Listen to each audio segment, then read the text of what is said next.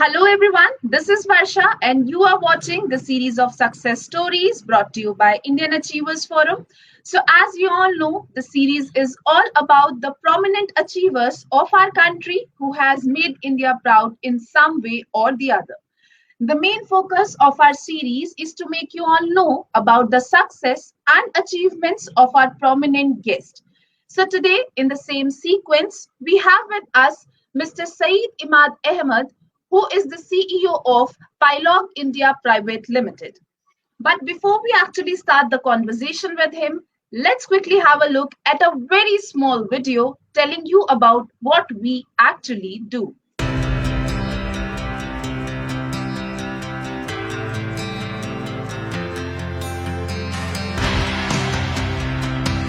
Indian Achievers Forum is driven by a full-fledged advisory board. The board consists of experienced personalities who have excelled in their respective careers. Together, the forum organizes conferences, events, workshops, exhibitions, trade shows, and B2B initiatives in India as well as abroad. Where there is passion, there is achievement. And where there is achievement, there is Indian Achievers Forum.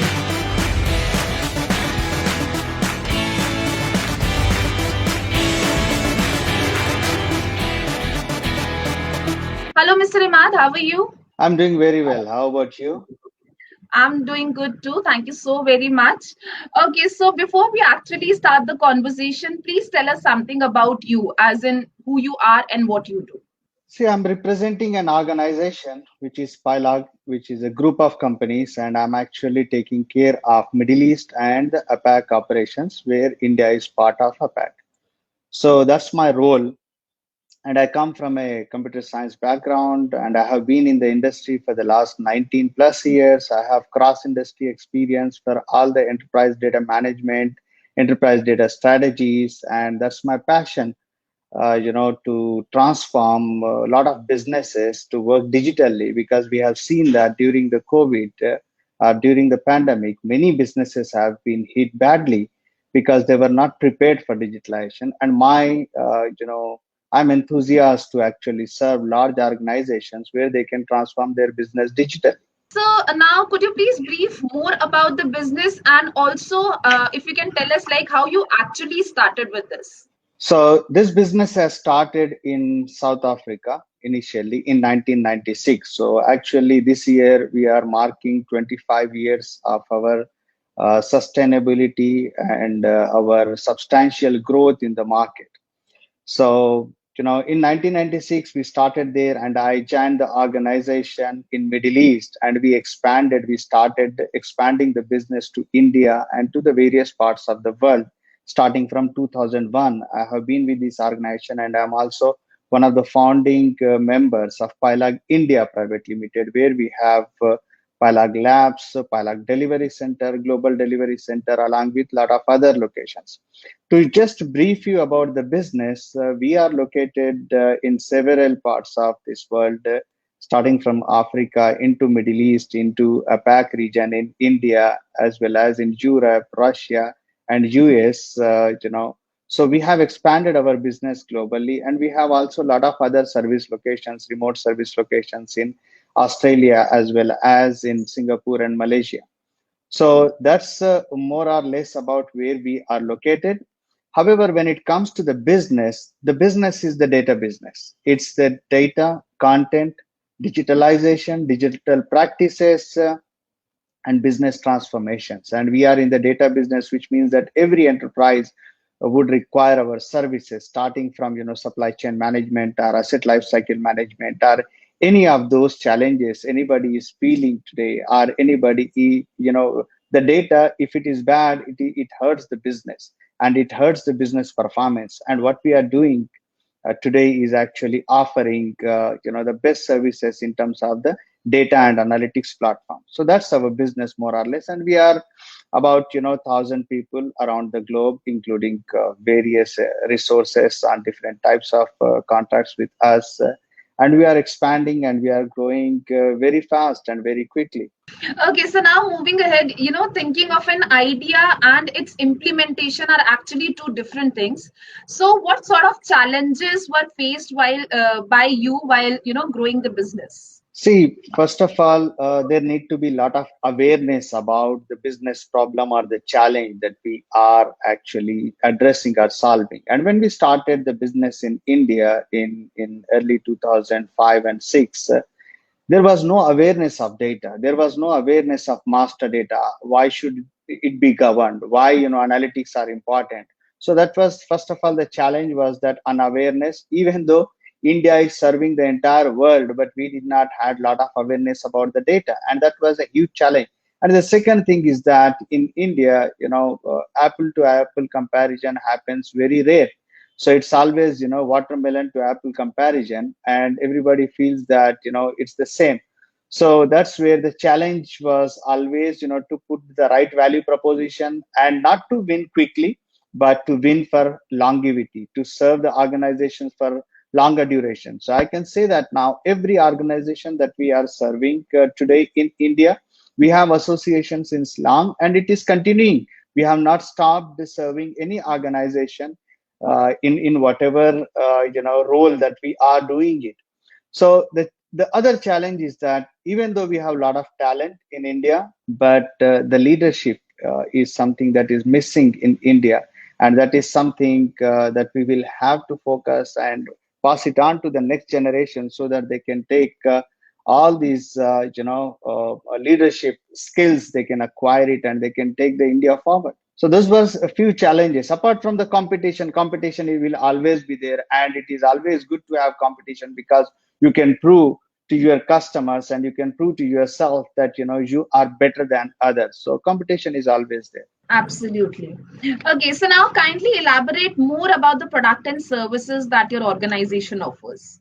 Thanks for asking that. It's actually, again, as I mentioned, that everybody talk about digitalization, everybody talk about digitization, everybody says that we are doing business digitally, but what we do is in a single line is that we take care of the entire life cycle management of data, starting from cradle to grave process, which is data sources, data acquisition, and then harmonization of it, data analysis of it, data quality establishment, data governance, integration, analytics, and then the business performance insights and those. So we start from everything from the data, such as I would give you an example from the inception of the data until it goes through the entire journey of it. We take care of that and we put down the standards around that. And even though India contributes a lot to the standards, but when it comes to the adaptability of the standards, that's again a challenge. So that's the reason we are actually riding high on the standards, and we want everybody to standardize the data as per the ISO standards, ISO 8000 standards, which is for the master data quality, and be the leader in the world when it comes to the data management, be the leader in the world when it comes to the data governance and the business performance analytics. And we have various software products, starting from the ETL tools and the governance tools and the harmonization tools that can be actually subscribed over cloud or on-premise, and large organizations such as Vedanta Group, Aditya Birla Group, Welspun, Adani, Savik, around the globe. A lot of organizations, are actually utilizing our tools and after our software solutions. So apart from that, we are also launching, actually this afternoon there is a huge event where we are launching all our products and new service lines in the market. So now moving ahead, please share what further plans do you have for your business in the upcoming years? Three things that we have planned for the next 2 years. Number one is that customer experience. We want customer success.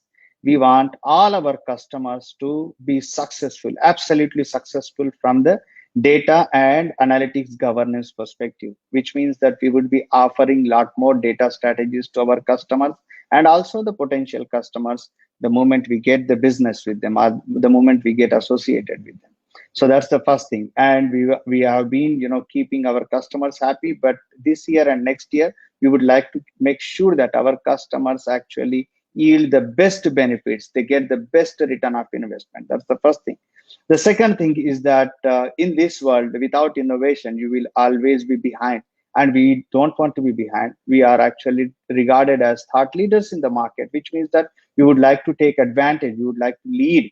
So in the innovation, especially around the data and enterprise data governance analytics strategies, we would like to build new solutions. We would like to bring in new processes. So business process optimization, the enterprise value management and value engineering principles that we would like to bring in.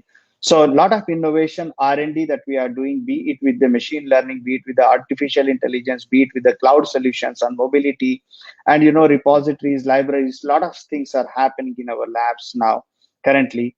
And then the third thing is that we would like to take good care of our employees, because employees are our assets. So these are the three objectives with which we have actually started this new year, and this strategy would be there for the next 2 years, because you cannot implement and execute a strategy shortly. So you will have to continue with this. And apart from that, since we have been recognized by Gartner as one of the vendors around the globe for the master data management solutions, we would like to actually capitalize on that.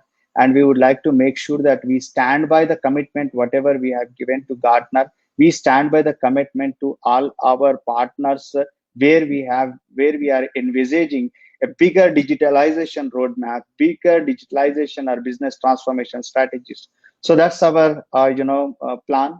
We can do a lot of plans, but it's the execution that is the difficult one, and that's what we are focusing on now. Absolutely, and I wish you all the very best for all these plans of yours, Mr. Imad. Thank Okay, you. so now moving ahead, what are your thoughts or views on Atmanirbhar Bharat mission? Tell us a bit about that, please. Sure. First of all, any citizen would be proud of being part of or contributing to the nation. And absolutely, I'm delighted that we as an organization can contribute to the growth. We as organization can bring in revenue from rest of the countries into our country. And in my view, I think India has been self-sustained since long time, in my view, and it is growing now absolutely because of these kind of policies, or these kind of motivation what you get from the leadership of the country. You actually strive to do that better. So in fact, if you ask me, we have been serving all the other countries since long, absolutely since long. And we have been already atmanirbhar on ourselves. That's why we could serve others. But our intention is also to grow the talent and make sure that we contribute to the nation's vision, because if nation has got some objectives, we definitely would like to contribute to that. And we are striving hard in terms of innovating the solutions that can be actually shipped or implemented outside of India as well. So that's a small contribution, but still it gives us immense pleasure to be part of this. Okay, so now I know it's always honor to receive or to get recognized for the work one is doing, but still I would like to know from you that what are your feelings on winning this Indian Achievers Award?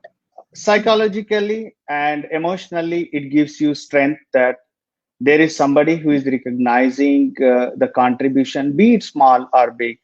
And whether it is old or a young guy, or an expert, pat on the back is always gives an encouragement.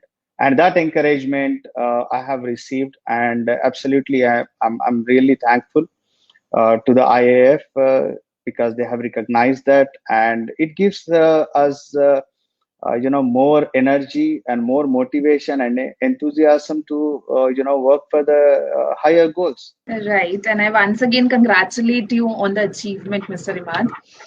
Thank you. Okay, so now moving ahead, please tell us, like, in what way are you contributing to the society? See, the biggest contribution I think we as entrepreneurs need to do, or we as leaders or thought leaders have to do to the society, is to actually, uh, propagate the right message to the next generation. Because tomorrow is with the next generation. Tomorrow is not with us.